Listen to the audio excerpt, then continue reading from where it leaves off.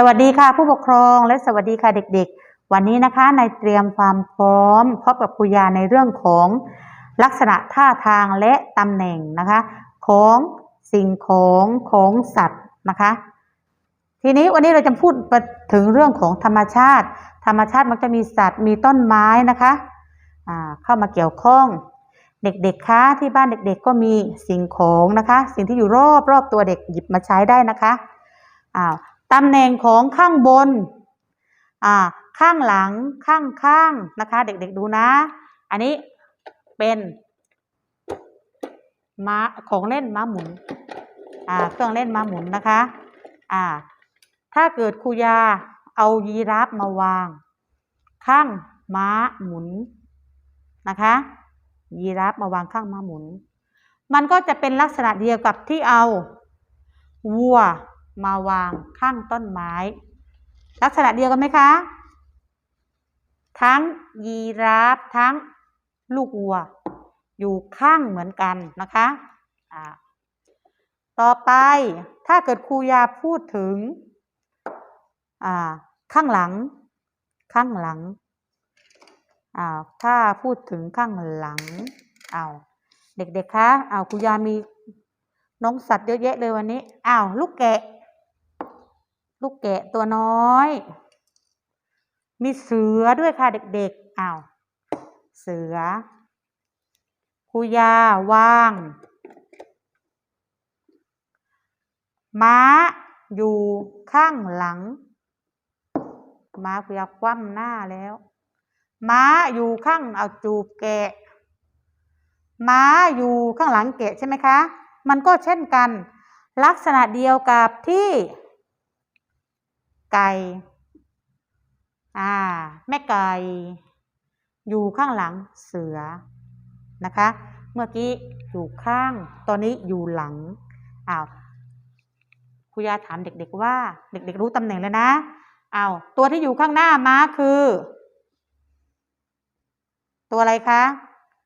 แกะอยู่ข้างหน้าไก่ก็คือเสือ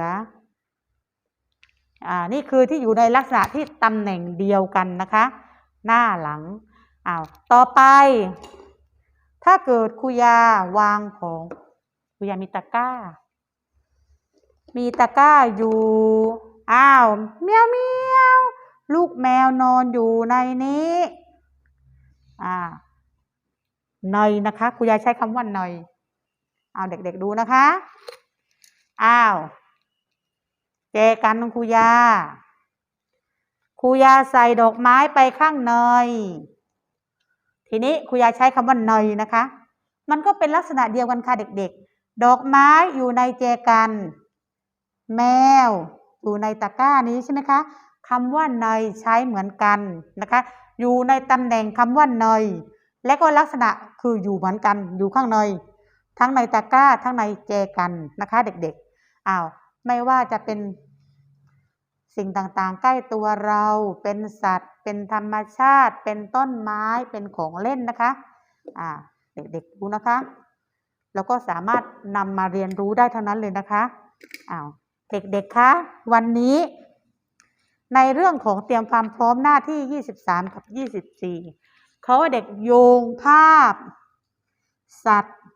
นะคะที่แสดงลักษณะสัมพันธ์กันที่มันเหมือนกันนะคะ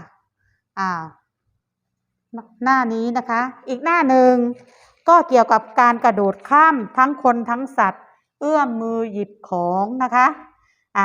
กระโดดขึ้นวิ่งไล่กันนะคะว่าภาพไหนที่มันสัมพันธ์กันที่มันเป็นลักษณะเดียวกันนะคะเด็กๆก็โยงเส้นแค่นั้นเองเด็กๆนะคะต้องสังเกตนะคะ